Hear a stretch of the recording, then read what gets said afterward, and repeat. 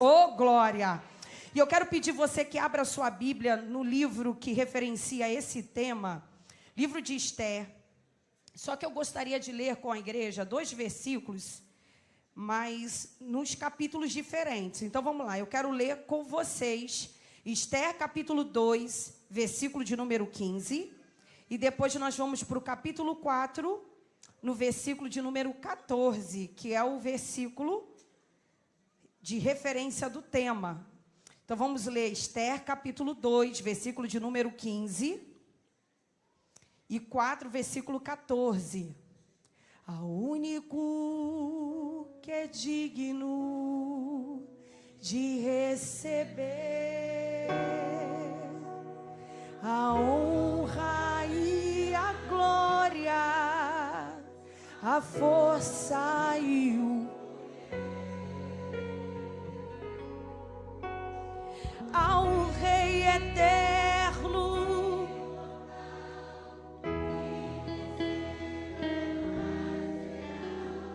a Ele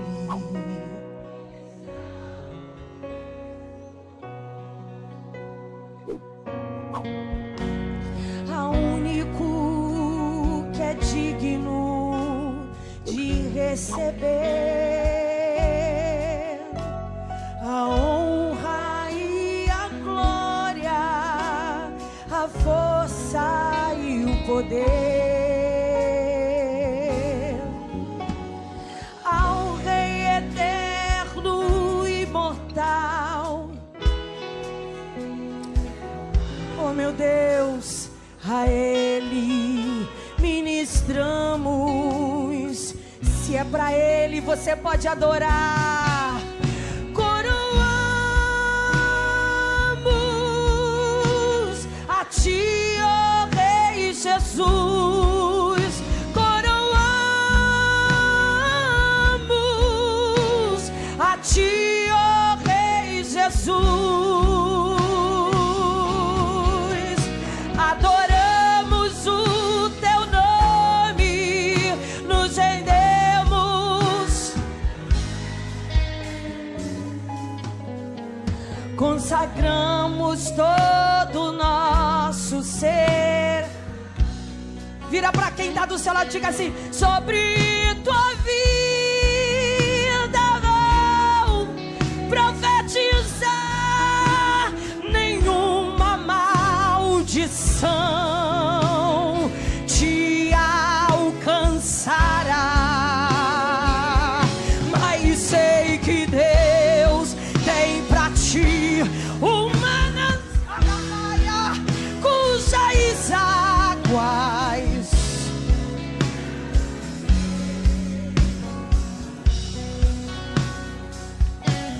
sei que Deus tem pra ti. Declare, declare para quem está do seu lado, diga: nunca ser. Aleluia. Oh, aleluia. Espírito Santo, tens a liberdade. Oremai. Aleluia. Versículo 15 que nos diz, do capítulo 2 de Esther: ora, quando chegou a vez de Esther, a filha de Abiail, o tio de Mardoqueu, que lhe havia tomado por sua filha, veio para adentrar ao rei. Ela não exigiu nada além daquilo que Regai, o camareiro do rei, o guardador das mulheres, indicou. E Esther obteve favor à vista de todos os que cuidavam dela. Versículo 14 do capítulo 4. Fala de Mardoqueu para Esther: pois se de todo te calares agora, de outra parte se levantará socorro e livramento para os judeus, mas tu e a casa de teu pai perecereis. Quem sabe se não foste elevada a rainha para tal tempo como este?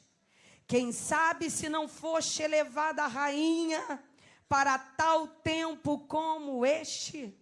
Você pode virar para quem está do seu lado e declarar para essa pessoa: não se distraia. Diga: não se distraia Tá chegando a sua vez. De novo, vamos ficar bonito, né? Diga assim, mas diz com força, com convicção para quem está do seu lado. Não se distraia. Vai chegar a sua vez. Tome o seu assento em nome de Jesus.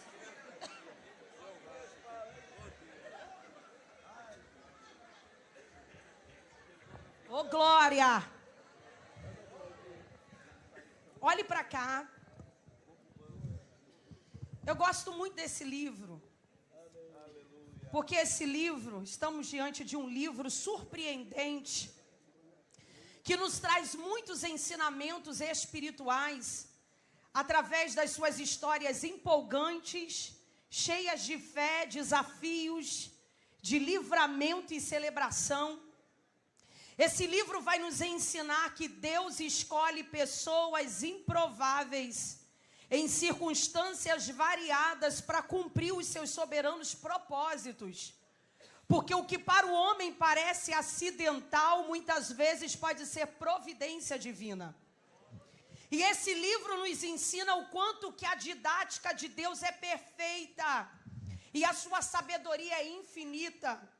É um livro que nos revela aqui que nos dias de Esté, o Império Medo-Persa abrangia mais da metade do mundo conhecido. E o número significativo de judeus ainda permanecia na Babilônia, embora tivessem tido a liberdade de ter retornado a Jerusalém há mais de 50 anos. Mas por alguma razão eles escolheram permanecer na Babilônia, agora sob o governo Medo-Persa. E o rei da Pérsia aqui, o rei Assuero, ele governava um vasto império com 127 províncias que se estendia desde a Índia até a Etiópia. E o texto, esse livro já começa dizendo que no terceiro ano do seu reinado, o rei Assuero resolve convidar os oficiais militares, os nobres, para o palácio, porque ele queria exibir o esplendor do seu reino, as suas riquezas. O rei Assuero, ele resolve fazer uma festinha singela, que durou 180 dias, diga 6 meses. Ele resolve fazer uma festinha que dura 6 meses e com centenas de convidados e muita celebração. E as pessoas ali presentes pareciam crente, porque as pessoas comiam e bebiam fartamente sem constrangimento. Porque os banquetes eram de proporções colossais.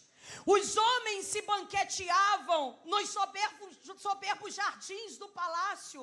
E as mulheres eram hospedadas pela famosa rainha Vasti nos seus aposentos particulares.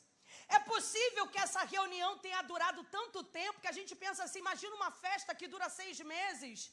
Porque o propósito aqui era fazer o inventário dos recursos do império e planejar futuras campanhas militares. Segundo os historiadores, o real propósito era de estudar a viabilidade de uma guerra contra a Grécia. Por isso que durou tanto tempo essa festa. Só que depois desse banquete, o rei resolve fazer um segundo banquete, diga segundo. E esse banquete que durou 7 dias, onde ele chama todo o povo da cidade de Suzã, desde os mais ricos aos mais pobres.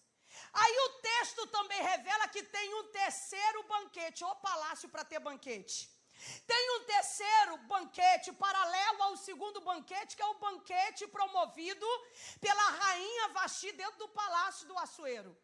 Só que o livro começa revelando que no último dia do segundo banquete, o rei, muito influenciado pelo vinho e querendo impressionar os convidados, ele tem a ideia de mandar 7 oficiais para buscar a rainha Vasti, para apresentar a sua esposa no salão de festa de Suzã para os seus convidados. O seu propósito era exibir a sua esposa como troféu. Ele queria mostrar para os convidados que ele tinha a mulher mais bela de todo o Império Medo-Persa. Só que por alguma razão que a Bíblia não revela, a rainha Vasti se recusa a atender o pedido de entretenimento do rei.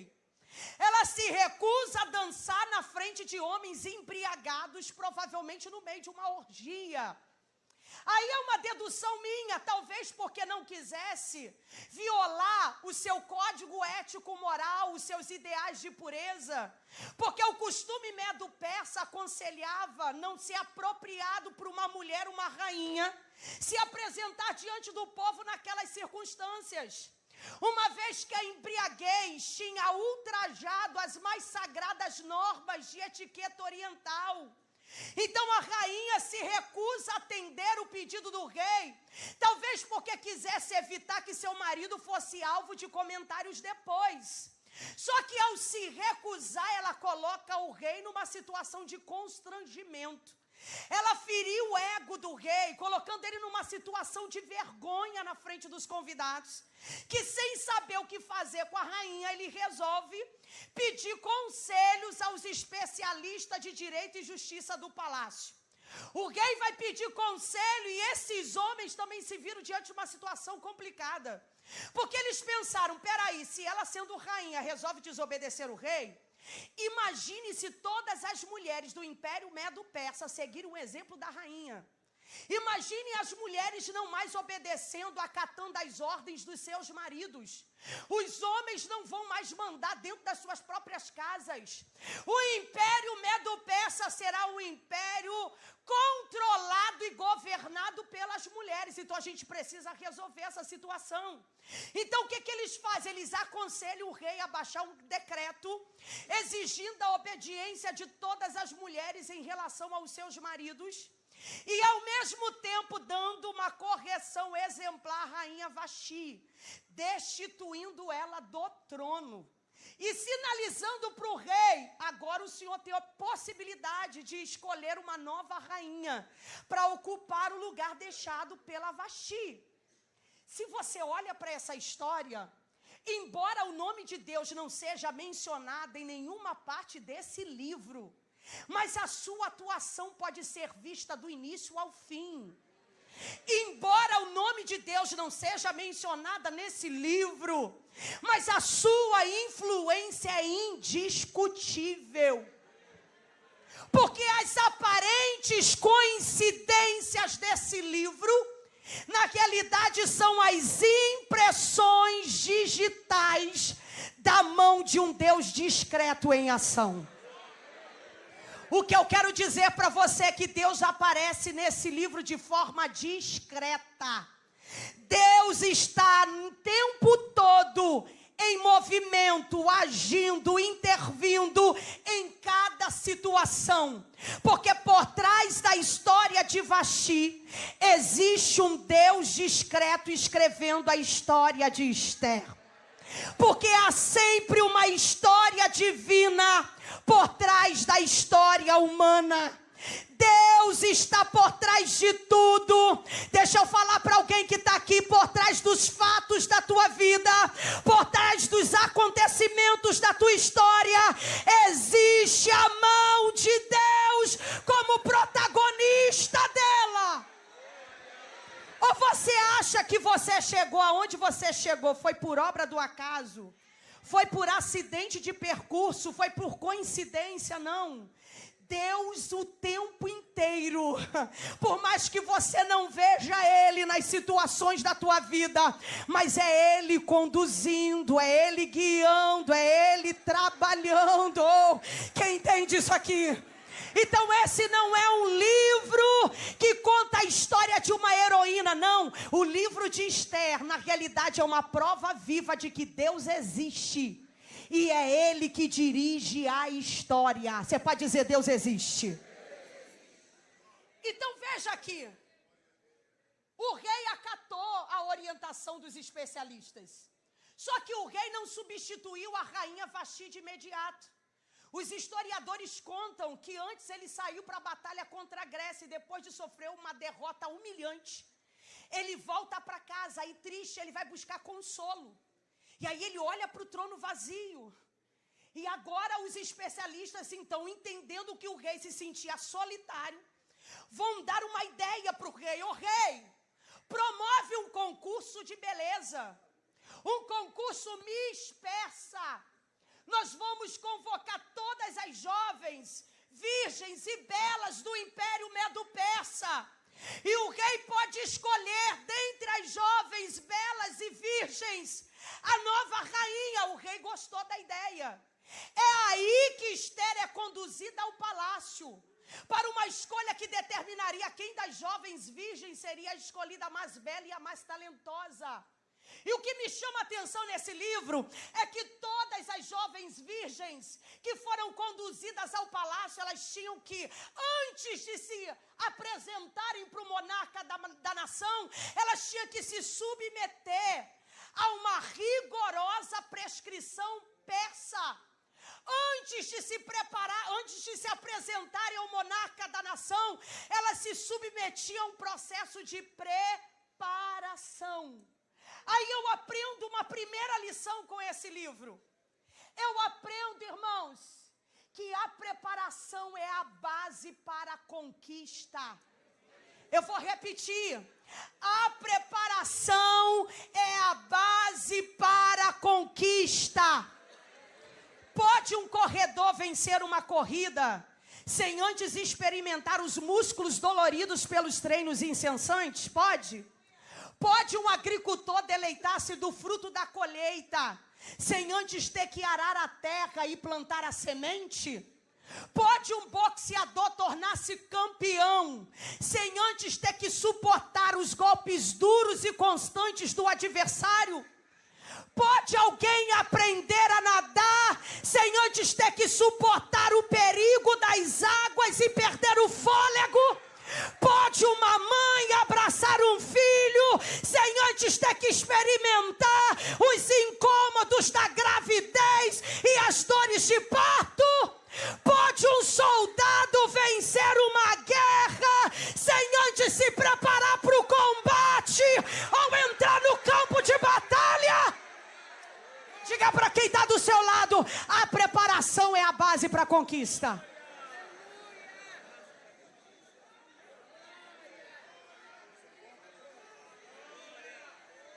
Elas se submetiam a um processo de preparação e que exigia tempo. Diga, preparação exige tempo. O tempo de 12 meses de preparação. E sabe o que é legal?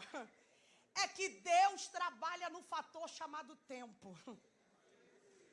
Nós vivemos no tempo que eu costumo dizer que no grego é o cronos, que é um tempo cronológico, sequencial, efêmero, passageiro, que é de natureza quantitativa. Mas Deus age no outro tipo de tempo, que no grego é kairos. E o kairos de Deus é de natureza não quantitativa, mas qualitativa, que marca momentos inesquecíveis. E o kairos de Deus é um tempo que não pode ser tratado pela urgência da nossa necessidade. Sabe o que é interessante?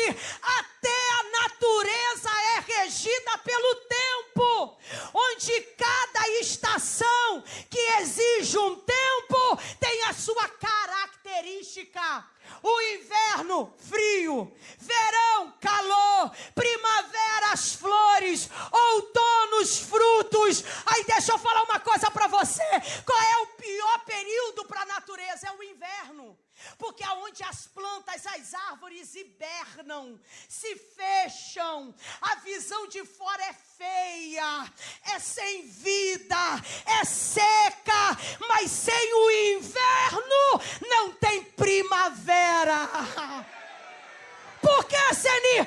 Essa estação é necessária, porque enquanto quem olha de fora está vendo os galhos secos, feios, sem vida, não entendem que quando as árvores, as plantas hibernam, por dentro está produzindo substrato, seiva, que é necessária para a nova estação. Oh, meu Deus, já tem gente entendendo isso aqui. Você está vivendo o inverno, mas é no inverno que Deus está preparando o teu coração para a primavera que está chegando. Quem está olhando você de fora, a visão é seca, a visão é não sabem que por dentro você está produzindo vida. Aleluia. A catuca quem está do seu lado, diga assim: olha, aguenta porque passa. Diga, só uma fase. É só preparação, vai passar, porque depois do inverno tem primavera, depois da noite tem amanhecer, depois do choro tem alegria, e depois da tempestade tem bonança, tem bonança.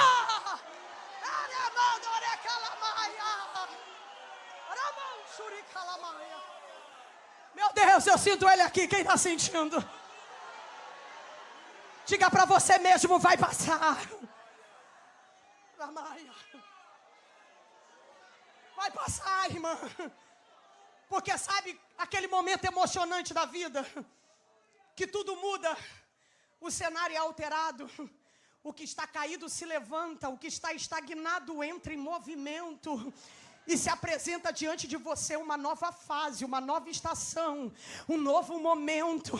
Esse é o Kairós de Deus se revelando no tempo cronológico da tua vida, da tua chamada, do teu ministério. Eu vim dizer para alguém aqui: aguenta o tranco, porque está chegando a tua vez. Aleluia! 12 meses, diga 12 meses. 12 meses essas meninas que foram conduzidas ao palácio elas recebiam um bom e elaborado tratamento de beleza. Imagina 12 meses. Quem pode imaginar isso aqui? Tem gente igual a mim, que só consegue imaginar um dia só, é ou não é? Lembra aquele dia da noiva, que você acordou cedo, foi para aquele salão, e tanta gente te servindo, fazendo a unha, a sobrancelha, preparando o cabelo, e quando você achou que isso bastava, e vinha a alimentação especial para você, tinha massagem, você só saía de lá para ir para a igreja. Lembra disso? Agora imagina, além de um dia, você passar num lugar uma semana. Quem crê nisso? Oh, glória a Jesus. Imagina, irmã, uma semana sem cozinhar, sem se preocupar com aquela roupa suja, com aquela pia cheia de louça. Imagina um dia só seu. Oh, Deus. Agora imagina um ano num verdadeiro spa, tratando o cabelo, unha, sobrancelha, cílios, oh meu Deus, tratando o pé rachado, acne, oh meu Deus, tem gente já dando glória. Um ano recebendo um bom e elaborado tratamento de beleza. E sabe o que aqui diz o capítulo 2, versículo 12? 6 meses sendo preparadas com ungüentos e especiarias. Outros 6 meses com óleo mirra. Diga, óleo mirra.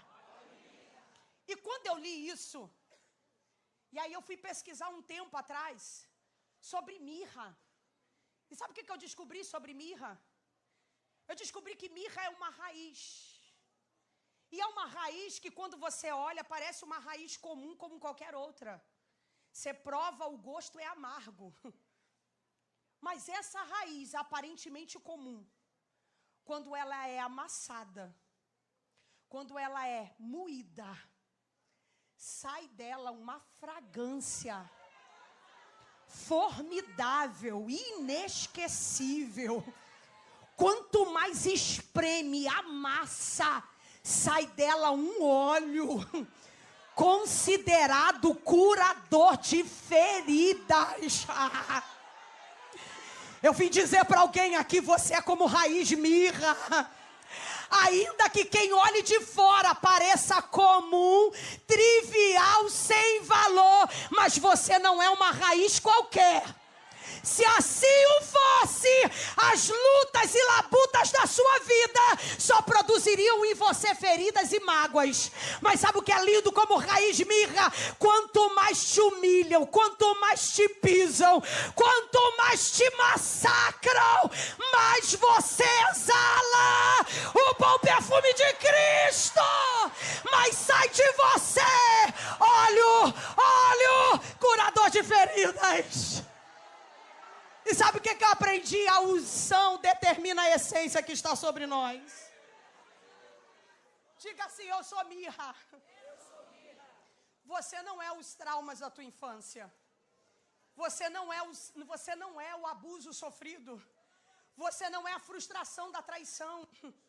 Você não é a amargura da separação. Você não é o que lhe fizeram. Você é o que Jesus já fez. Porque por trás das humilhações existe uma identidade. Aleluia!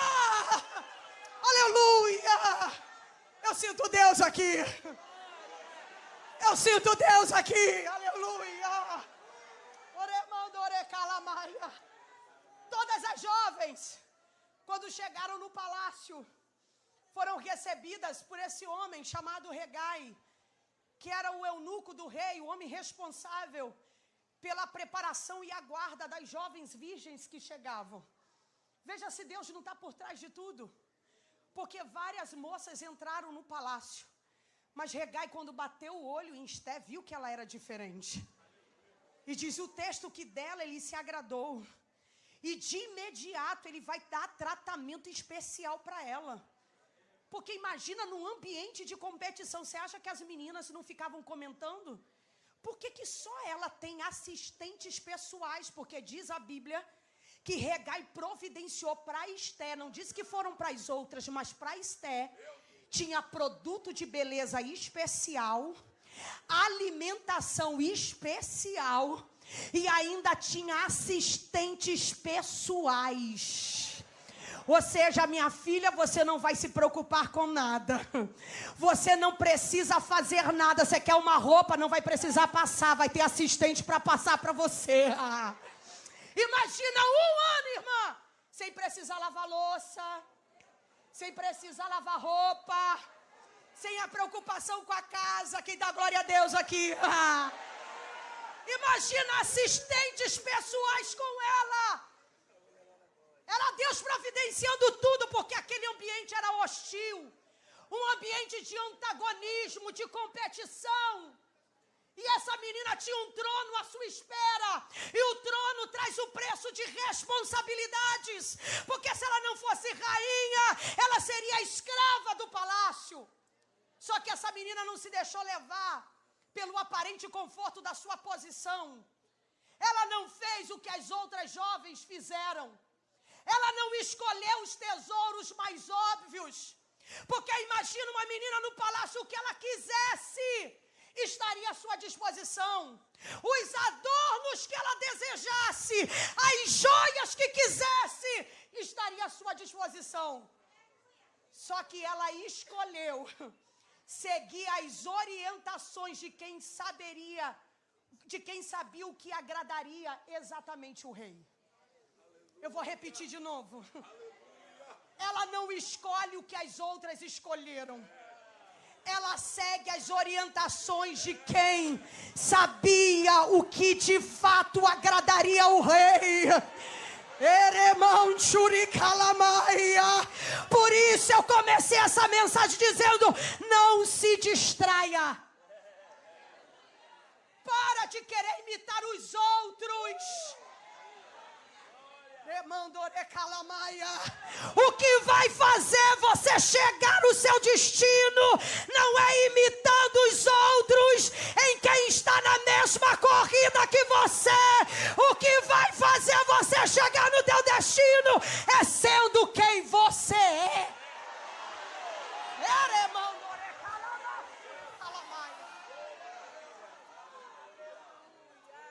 Porque quem sabe quem é no Pai, gente, não fica refém daquilo que as pessoas pensam a seu respeito. Se você sabe quem você é em Deus, você não dirige a sua vida pela necessidade e aprovação da multidão na terra. Para de querer seguir a multidão, porque quem segue a multidão acaba geralmente perdida nela. E deixa eu falar uma coisa aqui: quem sabe quem é no Pai e quem é segura da bênção, não precisa competir com ninguém. Oh meu Deus, eu ouvi dizer alguém para alguém aqui: você não precisa forçar nada, você não precisa apressar nada, você não vai precisar articular nada, as coisas simplesmente vão fluir na tua vida. Não precisa competir com ninguém, porque Deus vai te levar onde ninguém achou que você poderia chegar. Eu sinto Deus aqui e eu preciso repetir para alguém: Deus vai te levar aonde muita gente lá daquele teu quintal achou que você nunca poderia chegar. Mas como é que eu vou chegar lá articulando alguma coisa? Não. Você vai ficar maravilhada quando você vê o rio seguindo o seu próprio curso na sua vida. Porque eu vim profetizar para alguém aqui: o ano não acabou, e se prepare. Porque Deus está colocando regais no teu caminho. Oh meu Deus, eu vou repetir: Deus vai colocar regai no seu caminho. Deus vai colocar gente que produz amizade sólida e duradoura. Deus vai colocar na tua vida gente que será fonte de inspiração para te ajudar a crescer no caráter de Cristo. Aleluia!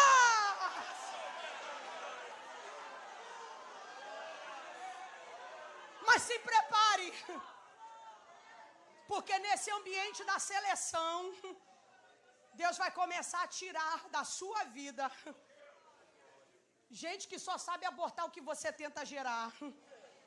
Deus vai tirar também da sua vida os sanguessugas, gente despeitada, movida por inveja, que sai varrendo quem está na sua frente. Gente despeitada, movida por inveja, com medo de perder espaço. Deus vai tirar, Deus vai tirar da tua vida gente que se limita aos sinais da terra, mas Deus vai colocar na tua vida quem ouve a voz do céu. Gente para te colocar na rota do propósito. Você crê nisso? Eu creio, eu pego isso. Porque Deus colocou regai. Deus coloca regai. E aí o texto diz, olha aqui para mim, o texto diz que todas as moças se apresentaram. E eu imagino num ambiente de competição, porque só uma, diga assim, só uma só seria escolhida. Imagina aproximadamente umas 400 moças virgens e belas. E eu acredito que tinha jovens muito mais bonitas do que Esther. Mas veja se Deus não está por trás de tudo. Porque quando chegou a vez dela... E sabe o que é interessante? Você vai entender o que eu estou falando. Por muito tempo na minha vida, gente, não se espante, eu sempre gostei muito de vestido. E eu lembro que eu comecei muito cedo, a minha família muito humilde. Eu tinha um único vestido melhorzinho no meu guarda-roupa. E sabe que era interessante? Que quando eu recebi... Quem já me conhece há anos sabe que eu prego desde os 11 anos. E todas as vezes que eu era convidada a pregar numa igreja, irmão, eu não tinha problema. Porque bastava dar o horário para me arrumar, eu só tinha aquele vestido. Já botava o vestido no corpo e ia embora. Porque quando você só tem uma opção, você não tem problema. Mas a vida da mulher complica quando você abre o guarda-roupa e tem uma variedade de vestidos. E quando você tem vários sapatos, então aí tu fica assim, ó. Igual hoje, né, amor? Bota vestido, tira vestido, só o sangue de Jesus.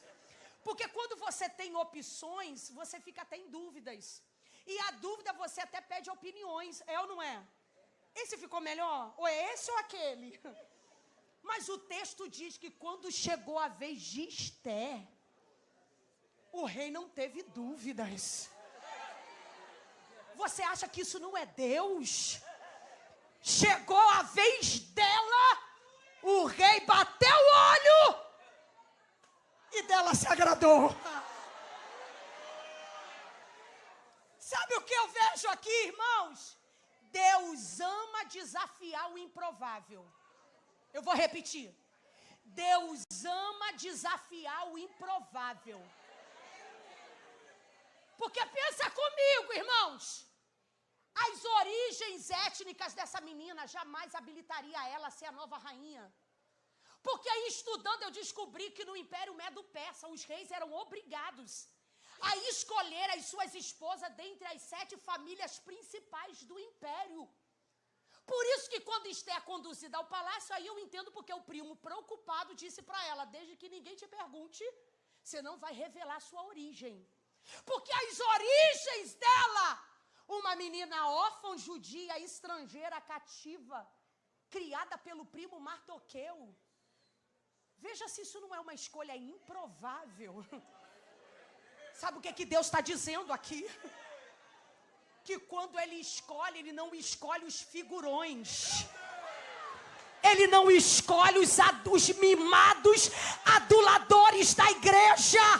Deus não escolhe estrelas. Deus não escolhe as patricinhas e mauricinhos da fé. Deus não é Deus de espetáculo e nem de glamour. Então, quando Deus escolhe, Ele escolhe os improváveis, os que não são, os que ninguém nota, gente simples, desconhecida, que não tem nome famoso, que não vem da fileira dos influentes, porque Deus é Deus da desconstrução.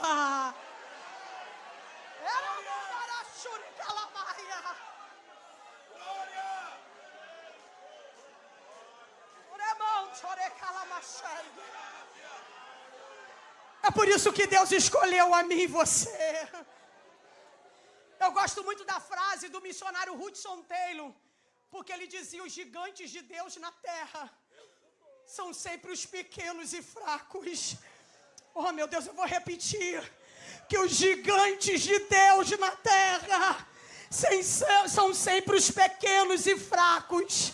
E a Bíblia está repleta de improváveis que trouxeram o céu para a terra, porque andaram com Deus. Gente pequena e fraca, mas que não tem fome insaciável pela fama. Gente pequena e fraca, mas que não busca glória indevida e nem aplausos dos seus admiradores. Gente pequena e fraca, mas que não prioriza os holofotes desse mundo, mas a verdadeira luz que o faz brilhar. Cadê os pequenos e fracos aqui? Está chegando a tua vez. Está chegando a tua vez. Oh, aleluia.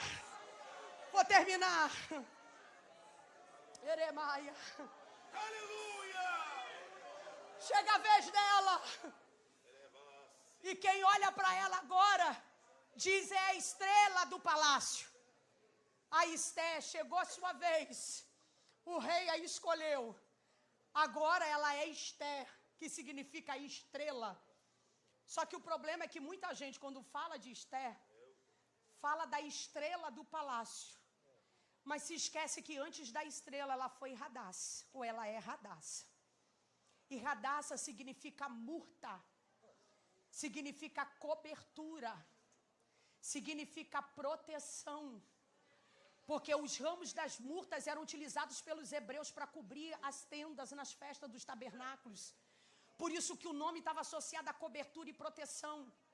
E eu descobri que murta é uma planta que só floresce no deserto.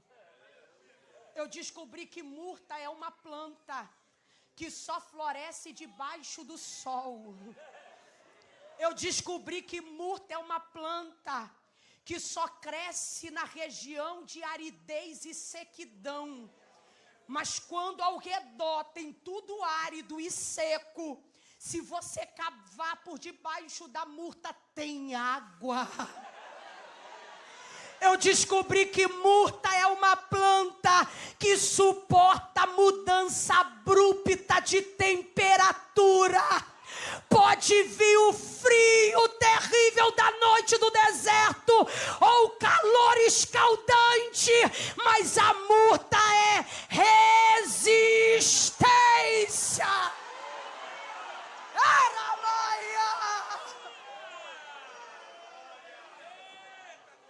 Outra lição que eu aprendo com Esther. Agora ela é rainha, ela é estrela. E tem muita gente que acha que o poder muda a nossa essência. Na realidade, o poder não muda ninguém. Sabe aquelas pessoas que você acha que mudou, deu poder, não tem um ditado?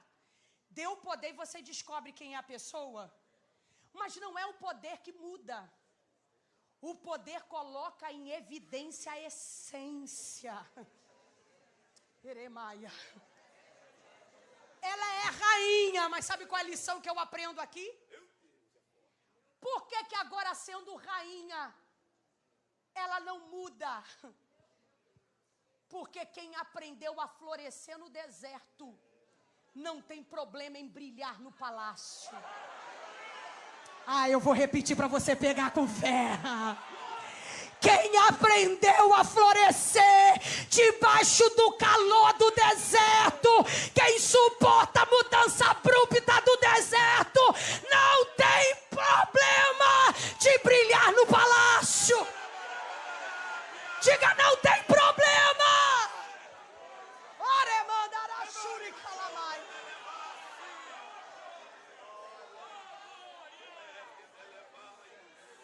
Agora eu vou terminar mesmo.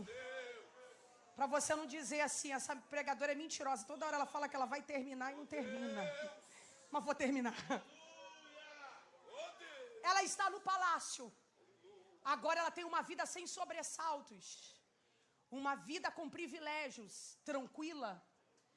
Só que não foi isso que aconteceu. Ela não ficou indiferente ao seu povo. A coisa não ia bem para o seu povo e automaticamente a coisa também não ia bem para ela. Porque nós vamos descobrir isso.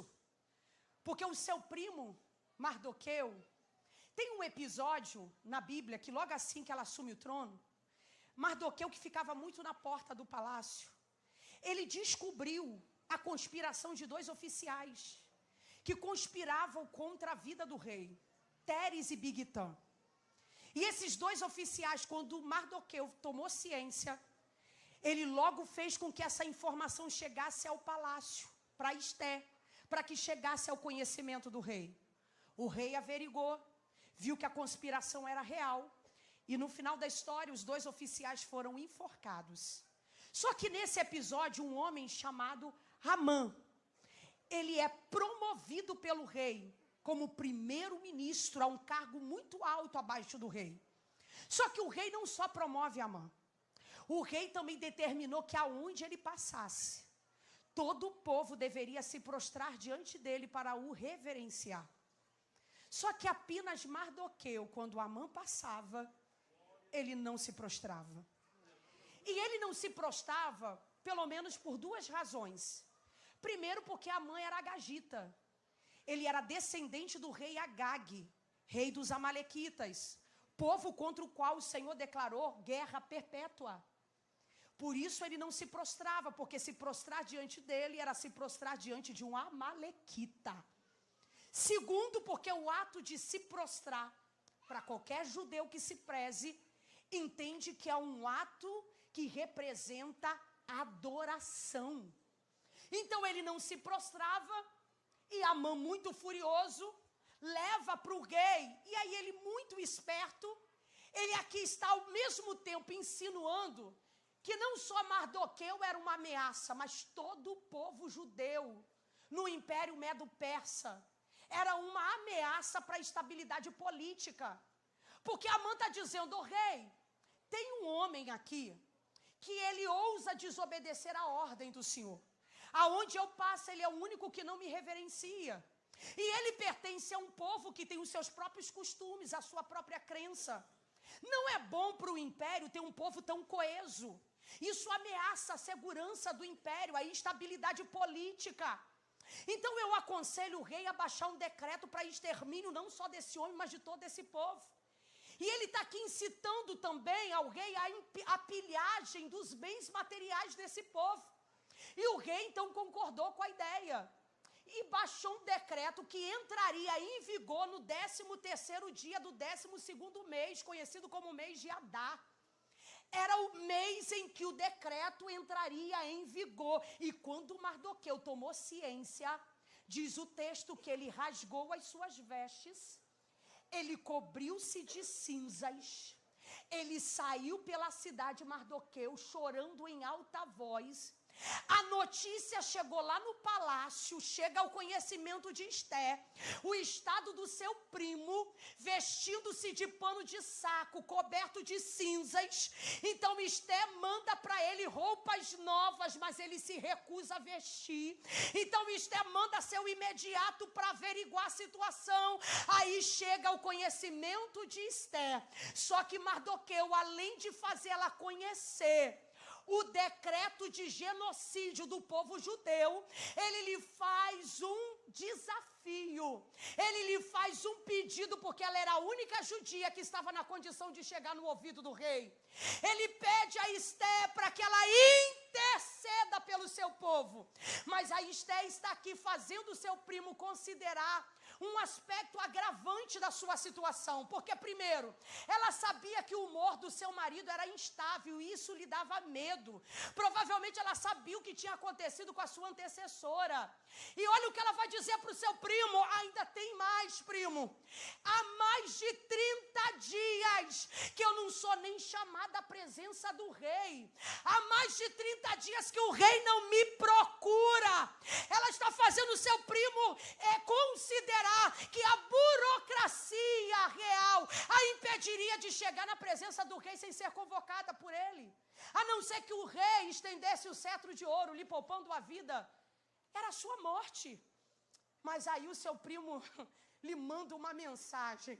E é sempre bom quando Deus sempre coloca pessoas certas, na hora certa, para que você tenha o apoio necessário para cumprir aquilo para o qual você foi chamado.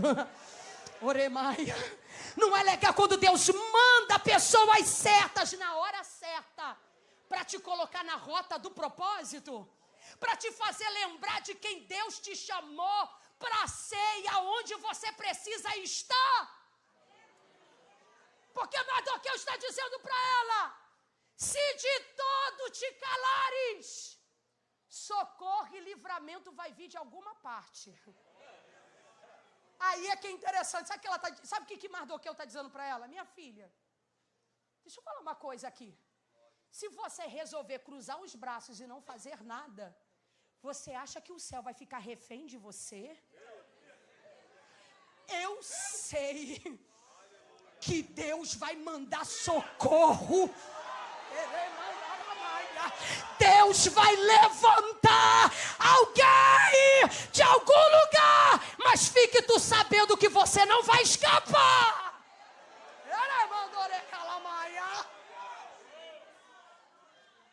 Mardoqueu, em outras palavras, ele está dizendo assim: olha, eu sei, porque se Amã tem o poder do Estado a favor dele, eu tenho, e o povo tem do nosso lado Deus Todo-Poderoso. Aleluia! Que confiança é essa, não é? Minha filha, quem sabe se não foi para um tempo como esse que você chegou onde você chegou? Você sabe o que ele está dizendo para ela? Minha filha, o trono pode mudar a tua roupa. O trono pode melhorar a tua aparência física. O trono pode mudar a tua conta bancária. Mas o trono não muda a sua identidade. O trono não muda quem Deus te chamou para ser. Aleluia! Você pensa porque hoje é estrela do palácio, mas o seu DNA é de radar. Radaça é resistência. Você está com medo? Resistência.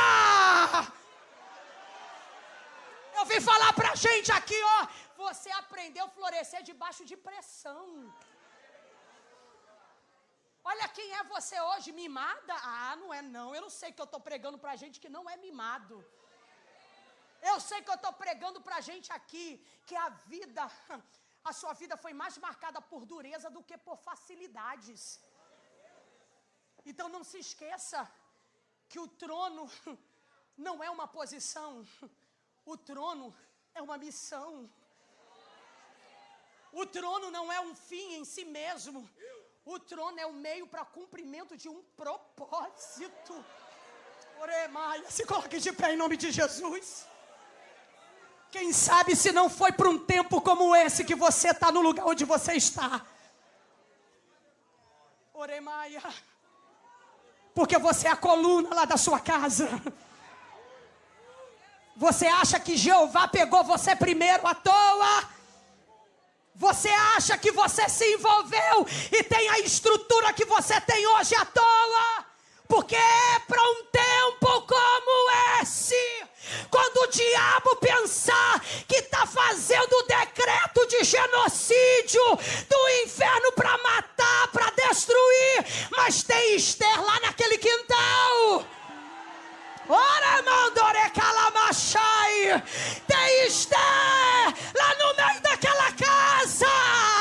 Não tem decreto de morte que possa anular o que Deus te chamou para ser. Deus está levantando gente aqui para ser livramento para a família. Foi para um tempo como esse. Você acha que você viveu tudo que você viveu para chegar hoje, para tudo que você está enfrentando? É Deus te dando estrutura. Porque quando você pensa, eu não vou suportar, Esther, seu DNA é Radaça, ou você se esqueceu. Olha lá para trás, lembra dos desertos que você enfrentou. Eu vim te lembrar, você é resiliência, você é resistência. Lembra dos momentos mais difíceis da tua vida, quando você achou que não suportaria. Lembra diante daquele diagnóstico, quando perdeu alguém que você amava. Lembra quando faltou dinheiro, o emprego ficou escasso. Lembra quando não tinha coisas na tua despensa e de repente o céu providenciou. Lembra quando a depressão bateu na tua porta. Lembra quando a ansiedade te dominou e você não tinha forças para se levantar da cama. Lembra quando faltou issozinho para você desistir. Mas aí uma força dentro de você, uma força dentro de você, gritando dentro da tua alma, te lembrando de quem Deus é e de quem você é e das promessas que Deus te fez. E olha você hoje aqui, cadê as Radaças?